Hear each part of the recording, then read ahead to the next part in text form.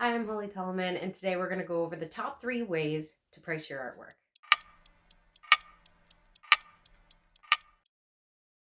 And welcome to Burnt by Holly Pyrography in our channel. It's a very brand new channel. This is our very first video, so bear with us as we go through all the hiccups of learning how to do this. With that being said, this is the best way to get the information that you need to get you started and making the best pyrography for you today. After going through all the extensive knowledge that I have about pyrography and all the things that I could possibly teach you, I thought that I wanted to convey something that you can actually use today. And before you even put your pen to paper, I want you to learn the value of your artwork. So today we're going to get started by telling you the top 3 ways on how to price your artwork. So let's get started. First, hourly. This is where you come up with a baseline wage for yourself and you times it by how many hours it takes you to complete the piece. Add your materials and bam, you have a price. This is simple, it's easy to quantify, it's easy to justify to a customer. And if you're just getting going, you can adjust your wage and basically come up with a wonderful price that's easy to get your stuff on the table. Number 2, price per square inch. Now this is a little bit more difficult to do, mostly because it takes a little bit of time to realize what kind of artwork that this type of pricing format works with. Now, you're going to use this pricing strategy for something that's a little bit more in detail. You're going to want to use it for artwork that has a lot of line work, extensive realism, some of which that can take many, many hours to complete.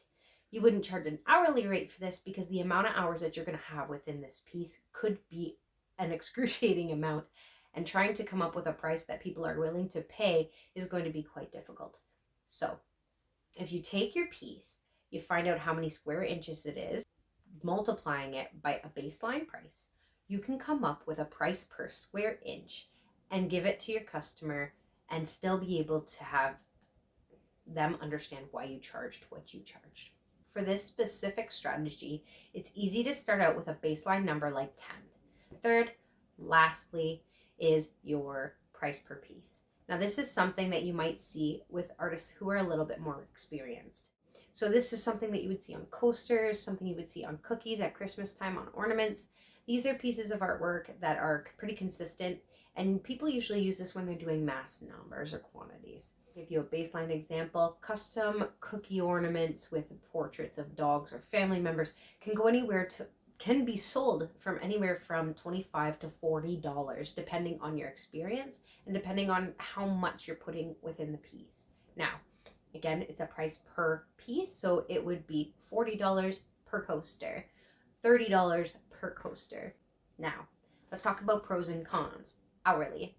It's easy to calculate, and that is the top reason you would choose this. If you are just getting going and you're still worried about your craft and trying to learn something new, trying to worry about exactly what you're going to price your piece at can be quite daunting.